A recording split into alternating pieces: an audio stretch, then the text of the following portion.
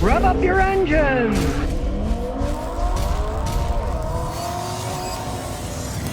Well, the Automobile Association of America, AAA, is warning that this military conflict in Iran could raise gas prices 15 to 20%. It's already started to raise here in Tennessee. Things are already going to start to climb as we get into spring because then they don't have the winter gas. The summer gas costs more money to create, so they always raise the price when they get rid of the old winter gas. For every $10 increase in a barrel of oil, it usually translates to about 25 cents per gallon at the pump. Realize that the last time oil prices were $100 a barrel was when Russia invaded Ukraine in February 2022.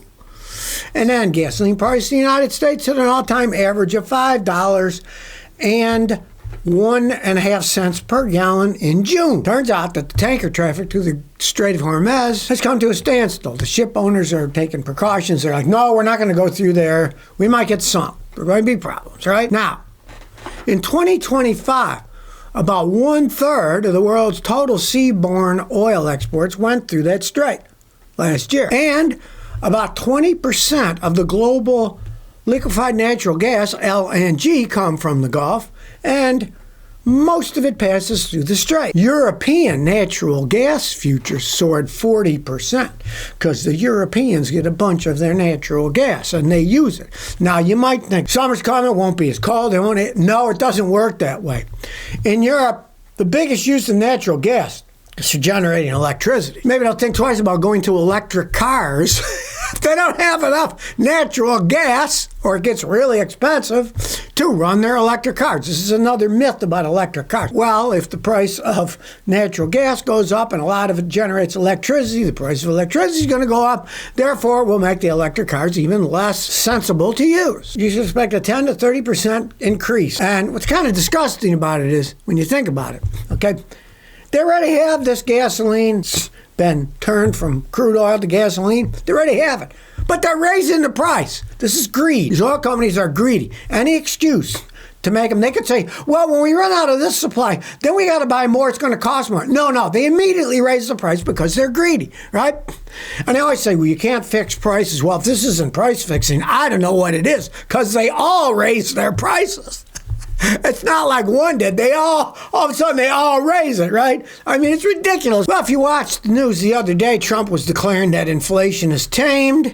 But, of course, now they've bombed Iran, and it's going to get new price pressures on gasoline, on natural gas, right? If we have big price spike in energy, well, their central case for lower interest rates goes down the toilet. Think about it. Prolonged disruptions in shipping routes, higher insurance costs, supply chain rerouting amplifies more inflation. And energy costs more, amplifies more inflation, right? People understand one thing about wars. Throughout history, wars are extremely expensive, and they're often fought with borrowed money.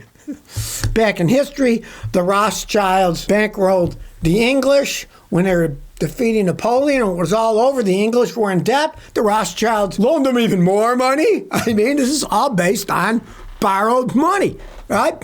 That's why the rich people want low interest rates, so they can borrow money cheaper and make a profit on other people's money, but paid them practically nothing for it. Now, if we even go back to the base of it, the idea that inflation is tamed, what insanity this came out of, right? Let's face the facts.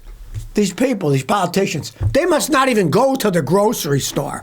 Because I looked at my grocery bills this year, 2026, versus last year, 2025. The average grocery bill when we went to the store and got serious groceries used to be about $245. Yesterday, it was $355.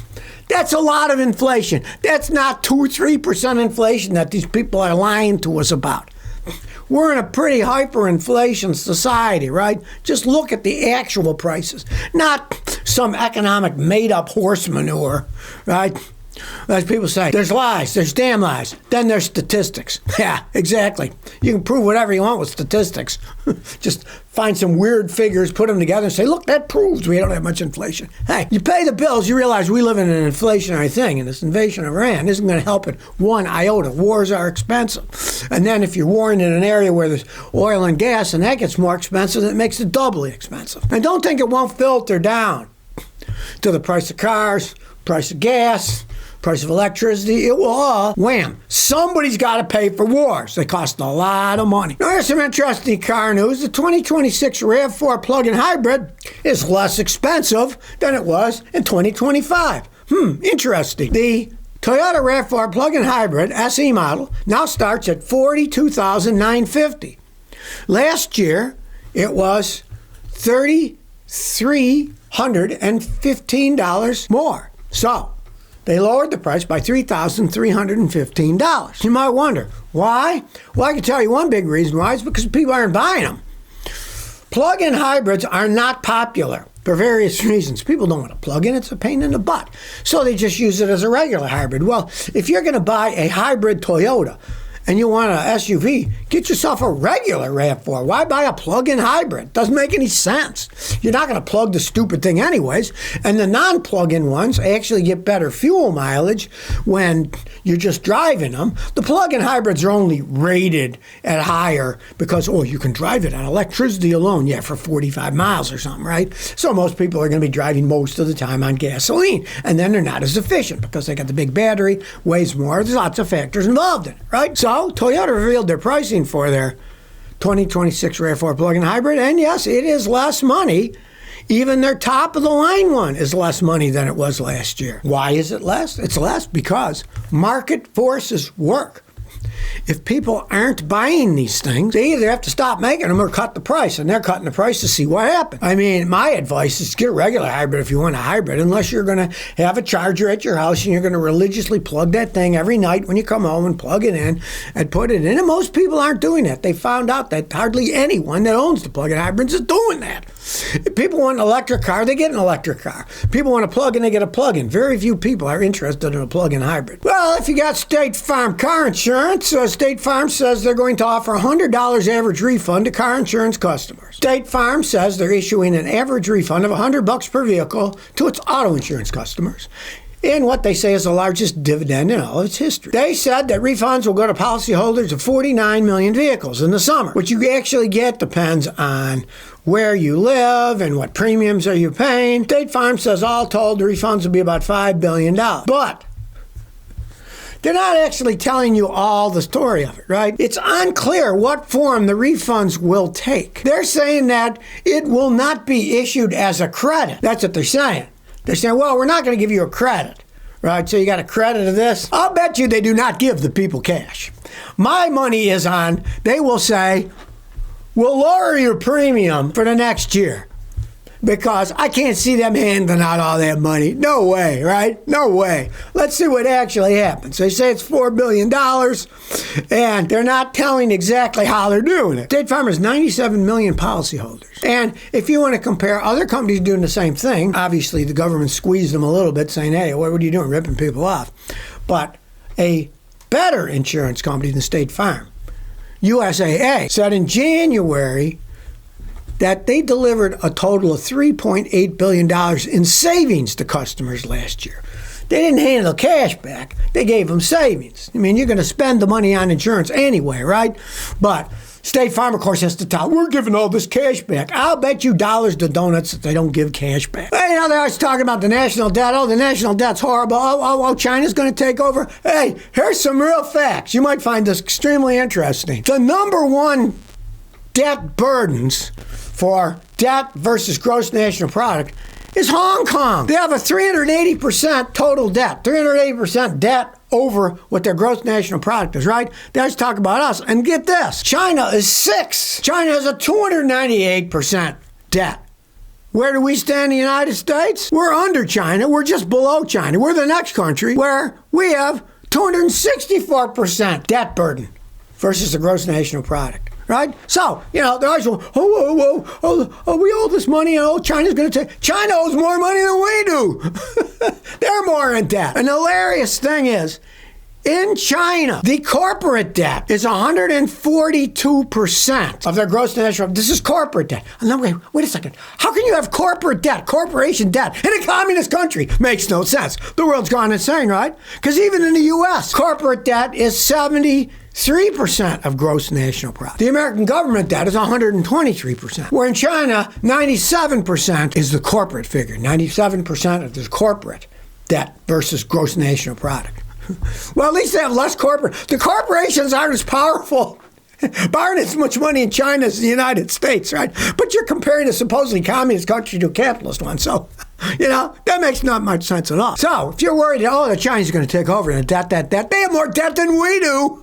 The world is floating on debt. What? The old bumper sticker, I owe, it's off to work I go? Well, somebody should translate that into Mandarin, and they could go sing it too. Now, if you've been following me any length of time, you know that I don't believe in flushing automatic transmissions. Now, here's a horror story to show you why you shouldn't. It's an email from Connor, and Connor says, I took my 2020 Toyota two-wheel drive to a Toyota dealership for a transmission fluid service at 90,000 miles. The same dealer drained and filled it at 53,000 miles. This time they flushed it and it started slipping. So I took it to another dealer to see what the Toyota recommended drain and fill procedure was. They checked it and said it was a quart low and topped it off. The first one didn't even fill it up right? But, he says, I got it back on a slip worse than before. 3,000 RPM for several seconds before it engaged gears. Not normal shifting behavior. So I took it to the dealer, and the service advisor said it's not slipping. But then he stopped himself and said, well, we're not seeing any issues. We'll talk to the foreman. We're not seeing the issue you reported. So now he's got a slipping transmission. They don't say it slipped. They should have never flushed it. Listen to me. Do not flush automatic transmissions. Now, let's say you bought some clunker and it barely moves. The tranny barely works at all. What the heck? Give it a try. Maybe it'll help, right? Because it's already not working well. But if it's working perfectly fine, just drain and fill. Do not flush. You're going to end up a problem like this guy has now. And they won't admit they did flush it. They said they flushed it and then it slipped, right? They probably didn't even road test the thing. They usually don't do much of anything, right? He's got 90,000 miles on a 2020. It's well out of warranty, so the warranty's not going to pay for it. But the dealer doesn't want to admit that it's got a problem after they flushed it. So listen to me. Don't get caught in this problematic situation. Do not flush. Just change and fill. Don't flush your automatic transmission. So if you never want to miss another one of my new car repair videos, remember to ring that bell.